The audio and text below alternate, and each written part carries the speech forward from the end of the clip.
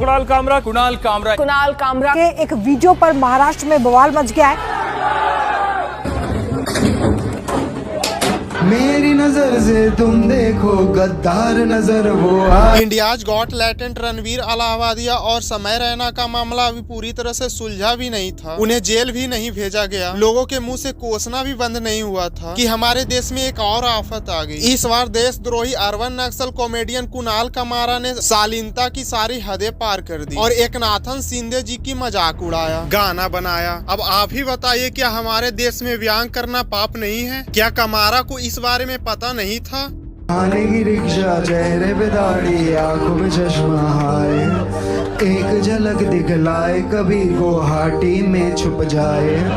मेरी नजर से तुम देखो गद्दार नजर वो आए। ना संगीत ना लय, तो जाहिर है शिवसेना ने भी पार्टी के नियमों का पालन किया और हैबिटेट सेंटर में घुसकर चीजों को इस तरह से नष्ट किया कि हैबिटेट सेंटर के मालिकों ने कार्यक्रम स्थल को पूरी तरह से बंद करने का फैसला किया है। लेकिन इससे कामरा की परेशानी कम नहीं होगी, उनकी परेशानी अभी शुरू हुई है। इस बारे में मुझे नहीं पता था, लेकिन उनकी राजनीतिक करियर बहुत ही उज्जवल लगता है। ये सिर्फ एक ट्रेलर है, पिक्चर अभी बाकी है। आज ये एक लुक्खे ने बोला है, कल कोई अगर बड़ा आदमी भी बोलेगा तो उसके घर पे भी हम जाएंगे। फ्रीडम ऑफ स्पीच किसी के घर में घुस के उसके बड़े बुजुर्ग को अपमान करके अपशब्द बोल के नहीं होता है। Freedom of speech constructive criticism होता है। जैसे अफगानिस्तान में तालिबान दाढ़ी की लंबाई तय करता है संगीत की अनुमति देनी चाहिए या नहीं, वैसे ही हमारे देश में पार्टी कार्यकर्ता तय करेंगे कि कौन सा मजाक मान्य है और कौन सा नहीं, किसका मजाक उड़ाया जा सकता है, कौन पप्पू है या नहीं। कुणाल कामरा बात करेगा।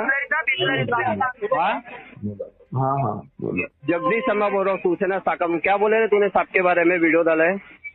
कौन सा साहब है? शिंदे साहब, हाँ। हमारे मुख्यमंत्री, उनके बारे में क्या वीडियो डाला है? अभी तो मुख्यमंत्री का है, उप मुख्यमंत्री उप मुख्यमंत्री है, उनके बारे में क्या वीडियो डाला है तूने? देखा ना आपने वीडियो? देखा है, होटल को जाके देख ले, हम लोग ने क्या हाल किया। अभी तू जिधर मिलेगा ना तेरा भी वही हाल होगा, समझा क्या? किधर रहता है तू? तमिलनाडु। तेरी तमिलनाडु में आके मारेगा देखो, वही है कुणाल कामरा। हेलो, आजा तमिलनाडु आजा। किधर आने का? तमिलनाडु में कैसा पूछेगा भाई?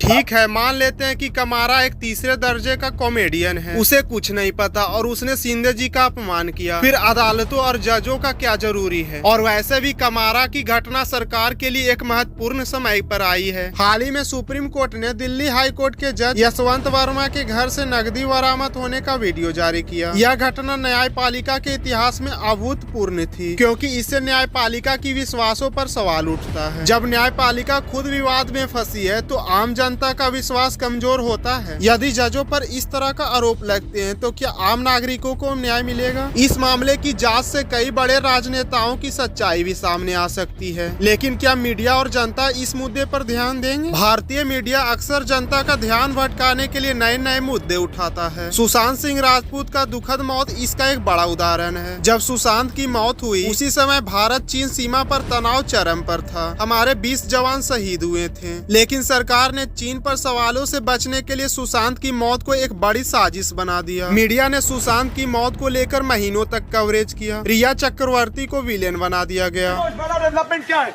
बड़ा डेवलपमेंट आशुतोष ये है कि 302 का केस दर्ज होगा, मतलब मर्डर का केस दर्ज होगा। आशुतोष अगर मर्डर, रिया चक्रवर्ती बोलती है ड्रग दो, ड्रग दो, ड्रग दो, ड्रग दो, ड्रग दो, मुझे ड्रग दो, मुझे ड्रग्स दो। वो कहती है मुझे ड्रग दो, मेरे लिए गांजा लाओ, चरस लाओ, एमडीएमए लाओ, एक्सक्यूसी लाओ। Rhea Chakraborty is an active member of the drug syndicate. Black वाली गाड़ी हम उसी के बिल्कुल बगल में वो गाड़ी हम लगाएंगे। और ये देखिए रिपब्लिक भारत इस वक्त दीपिका की गाड़ी के बगल में गाड़ी है। क्या दीपिका ड्रग्स लेती है? दीपिका पादुकोण, बताइए। और उनके खिलाफ कई फर्जी कहानियां बनाई गई। लेकिन इस बीच चीन के आक्रमण पर कोई चर्चा नहीं हुई। आर्यन खान का मामला भी इसी तरह जनता का ध्यान भटकाने का एक उदाहरण था। जब किसान आंदोलन अपने चरम पर था और सरकार बैक फुट पर थी, तब आर्यन खान को ड्रग्स केस में फंसाकर जेल भेज दिया गया। मीडिया ने इसे पूरे 3 महीने तक चलाया और बॉलीवुड को नशेड़ी घोषित कर दिया। इस मामले में समीर वानखेड़े रातों रात सुपरस्टार बन गए, लेकिन आखिरकार जबरन वसूली का पर्दाफाश हुआ और आर्यन खा रिहा हो गए। इसी दौरान देश के असली मुद्दे बेरोजगारी, भ्रष्टाचार, महिला सुरक्षा सब पीछे छूट गए। मीडिया ने कई बार ऐसे मुद्दे उठाए जो असली समस्याओं को ध्यान भटकाने का काम करते हैं। सीमा भाभी का मामला इसका ताजा उदाहरण है। सीमा भाभी पाकिस्तान से भारत आई थी, लेकिन मीडिया ने कई महीनों तक उनके पीछे पड़कर उन्हें ISI एजेंट साबित करने की कोशिश की। सीमा भाभी सुबह उठकर क्या करती थी, उनके परिवार का क्या हाल था, सीमा भाभी रात में क्या करती है, इन सब बातों पर महीनों तक चर्चा होती रही। जबकि देश के असली मुद्दा जैसे भ्रष्टाचार, इलेक्टोरल बॉन्ड या काले धन का कोई बात नहीं हुई। अब सवाल उठता है कि जनता इन सब मामलों में क्यों उलझ रही है? क्या जनता मूर्ख है? नहीं,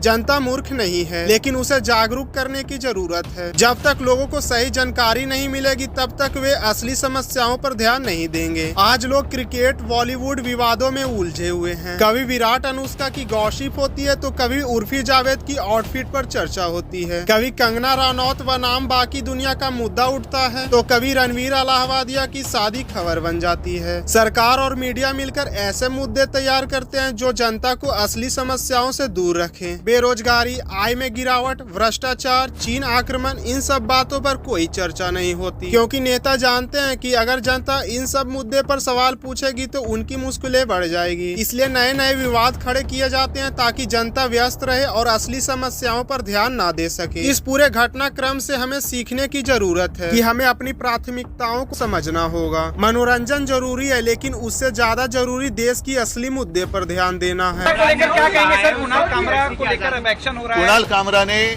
मुझे नहीं लगता कुछ गलत कहा है। गद्दारों को गद्दार करना ये किसी पर हमला करने की बात नहीं है। जो गद्दार है वो गद्दार है।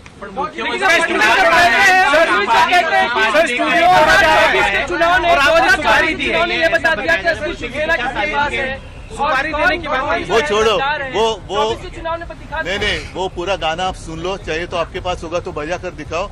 उसी गाने का जो अर्थ है वही तो है।